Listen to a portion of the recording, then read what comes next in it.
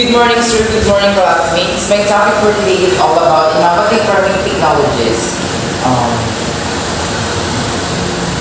What is innovative farming technologies? Refers to advanced tools, methods, and systems designed to enhance agricultural productivity, sustainability, and efficiency. These include precision agriculture, automation, biotechnology, and digital tools like drone sensors and AI, which help optimize resource use, reduce environmental impact, and improve crop and livestock management. Types of innovative farming. First types of farming is CRISPR gene editing. CRISPR technology allows scientists to modify the DNA of crops with high precision. This can lead to the development of crops that are more resistant to diseases, pests, and climate change, or have enhanced nutritional content and offer the potential for sustainable high-yield farming. So, CRISPR functions similarity to a pair of molecular scissors, and it is potent tool for gene editing. Although it sounds a little unhelpful, the phrase which stands of clustered regular. So CRISPR functions similarity to a pair of molecular scissors, and it is a potent tool on gene editing. Although it sounds a little unhelpful, the phrase which stands for cluster regularly enter the space. Short palindromy. Repeat describes a natural defense mechanism the bacteria employ to fend off viruses. So, number 2 is autonomous tractors and harvesters. Self-driving tractors and harvesters use GPS, sensors, and AI to perform tasks like planting, plowing, and harvesting. Without human intervention, these machines improve efficiency, reduce labor costs, and can work around the clock. So number 2, in essence, automation tractors and are farming equipment that can function independently without direct human supervision. So nowadays we are now using technology in planting and harvesting. Not just like before that we are using the carabao in plowing the fields, and it's better now because it is easier for them to plant and harvest. Unlike traditional farming, you can hire to human in doing planting. Nakakatipid tayo dito na napapadali ang pagtanim at pag-ani ng mga magsasaka natin. Sa paggamit ng mga advanced technology natin yun. For example, kung noon gumagamit tayo ng traditional na kalabaw ang katulong ng mga magsasaka at pag-aararo at kinakailangan ng maraming tao nakasama sa pagtatanim ng mga iba't ibang halaman. Vertical farming. This technique involves growing crops in attack layers often in controlled indoor environments. Vertical farming allows for efficient land use, especially in urban areas, and reduces water consumption compared to traditional farming methods.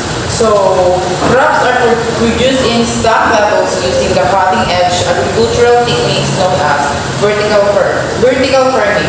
Frequently in controlled indoor spaces like building or warehouse, unlike in traditional farming which employs large expenses, this approach grows vertically, making the most use of available space you can plant here even you do not have enough white space. So most plant we can plant it here is the vine plant. When we say vine, ito yung mga gumagapang nakatayo, kaya tinatawag ito na vertical farming.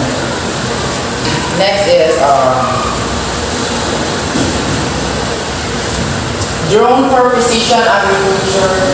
Drone equipment with sensor and cameras can monitor crops health and soil conditions and irrigation needs in real time. They provide farmers with detailed aerial imagery to help detect issues early such as pest infestation or water stress. Precision agriculture drones are unmanned aerial vehicles applied with sensor and cameras. To help farmers monitor and manage crops for more effectively, they collect detailed data allowing farmers to spot issues early, reducing waste, lowering costs, and minimizing environmental risk. This precision leads to higher yields and sustainable farming practices. IoT, Internet of Things Sensor. IoT sensors placed in fields can collect data on soil, moisture, temperature, humidity, and other environmental factors. This data helps farmers make informed decisions about irrigation, fertilization, and pest control, leading to better resource management and improved crop yields. So, sensors from the Internet of Hiring are gadgets that gather information from the real world and transmit it to a network for processing, storing, and making decisions. These sensors are essential for enabling smart systems and gadgets that communicate with the real environment. This is the example of innovative farming technologies.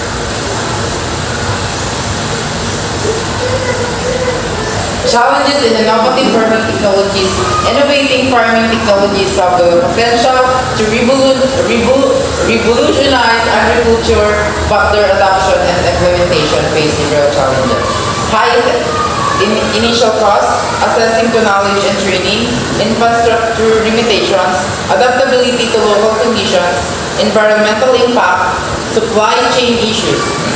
Addressing these challenges requires coordinated efforts from government, technology developers, agricultural organizations, and farmers themselves to ensure the improvement can be effectively and implemented in a way that benefits the entire agricultural ecosystem. Impact of innovative farming technologies. Innovative farming technologies have had a significant impact on agriculture, driving improvements across several key areas. These technologies aim to enhance productivity, sustainability, and efficiency, transforming farming practices and benefiting both producers and consumers.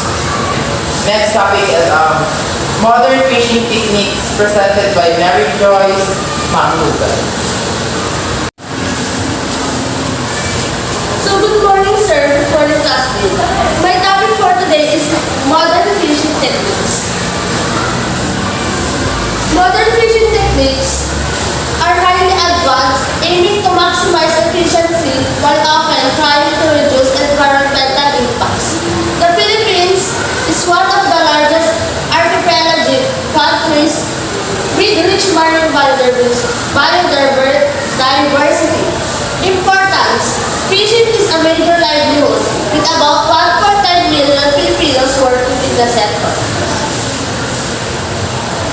Types of fishing: traditional versus modern fishing methods. Traditional methods: manual nets, bamboo fish traps, spear fishing. Shift to modern methods. Increased demand and technological advancements have led to more efficient techniques, helps increase yield and reduce labor. Number 1, commercial fishing. Large-scale operation with motorized boats. Number 2, municipal fishing. Small scale, usually by local fishers. And the last one is aquaculture. Controlled farming of fish and marine products. Modern fishing techniques used. Number 1, for sailing method. Use a large net to encircle schools of fish. Usage: effective for catching large numbers of fishes in open waters.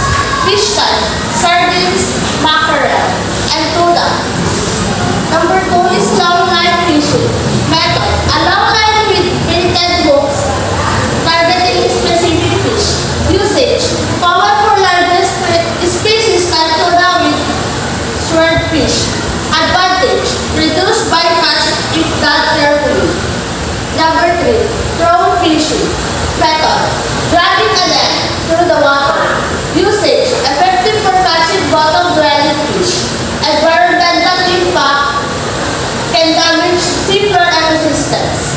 And the last one is fish aggregating devices or funds. Method. Buoyant objects that attract fish, making it easier to capture large schools. Usage, often used in combination with other techniques. Fish types, primarily tuna. And this is a long line fishing. Long line, ito naman yung mahapang tali na may mga pain para mahuli ang mga isda. And the aggregating device. Ito yung isang paraan ng panghuli ng isda para mas madaming huli. And ito naman ang for sailing fish. Ginagamit ito ng malaking lambat para makuha ang madaming isda. Parang like sa mga malalaking barko. Di ba gumagamit sila ng mga malalaking isda para makahuli ng madaming isda? And the last one is straw fishing. Ito yung paraan ng panghuli na panghila ng malalaking lambat.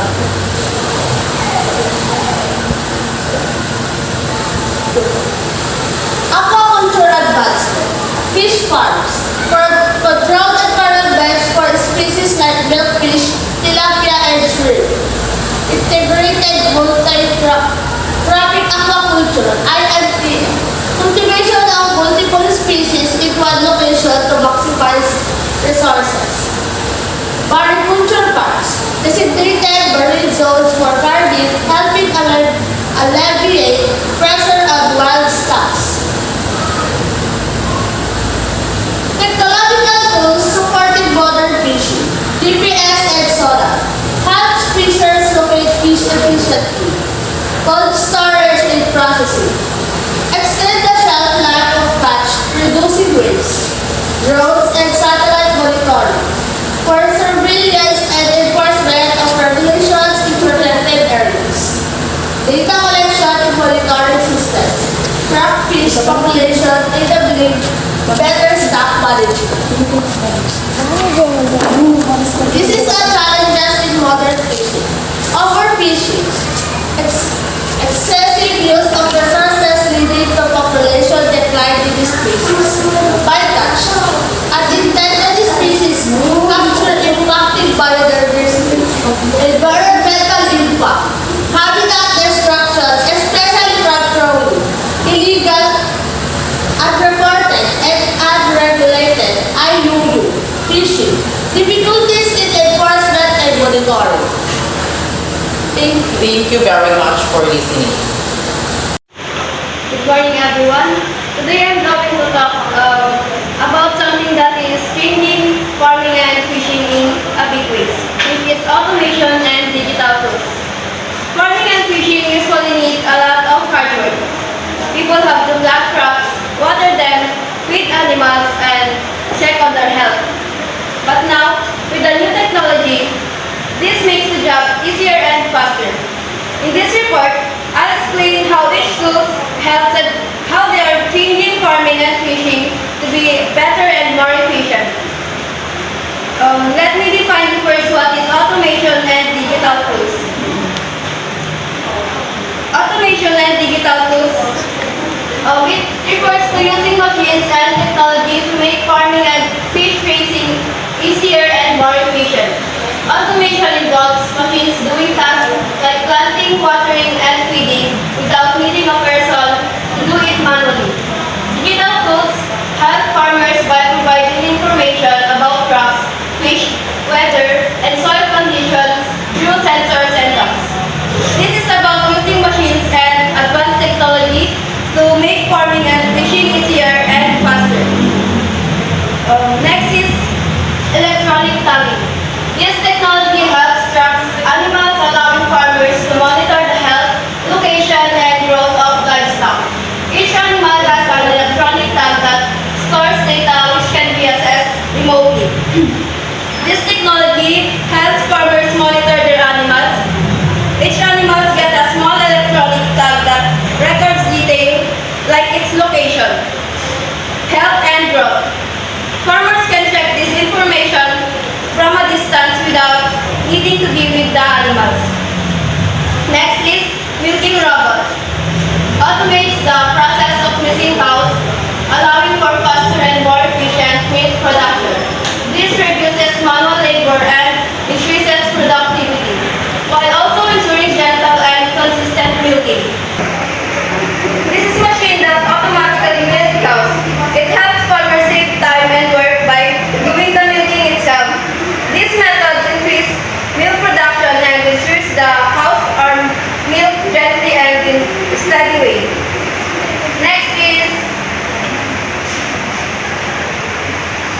GPS, or what we call Global Positioning System. It is used to determine the accurate location and move to the correct destination. Mostly ito yung ginagamit ng mga fishermen papunta sa dagat. Nakikita dito kung saan sila pupunta and kung gaano kalayo ang kanilang pupuntahan.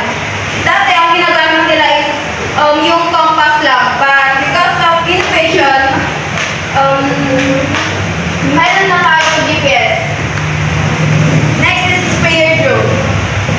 Designed for precise spraying of fertilizers, pesticides, and other liquids over crops. It is used to spray things like fertilizers and pesticides onto crops.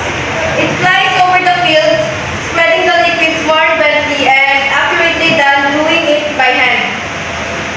Minsan ito yung mga mostly ginagamit sa malalawak na farm.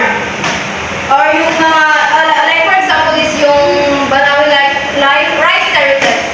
Kasi hindi na nila kailangang isa-isahin ng mga crops nila upang i-spray ito.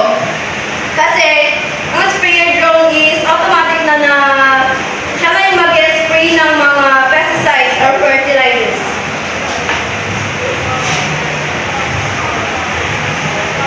Next is robotic harvester. Robotic harvester is a machine that can pick crops automatically without needing people to do it by hand. It uses sensors and cameras to find ripe fruits or vegetables, and then it carefully picks them from the plants. Next is automatic fish feeder. Used in fisheries to precisely measure and supply food to fish at scheduled times. Ang automatic fish feeder is hindi mo na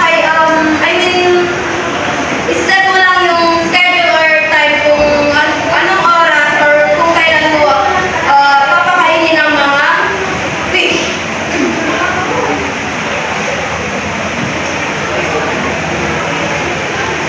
And benefits of automation and digital tools. First one is increased productivity. Machines and digital tools allow farmers to grow more food in less time.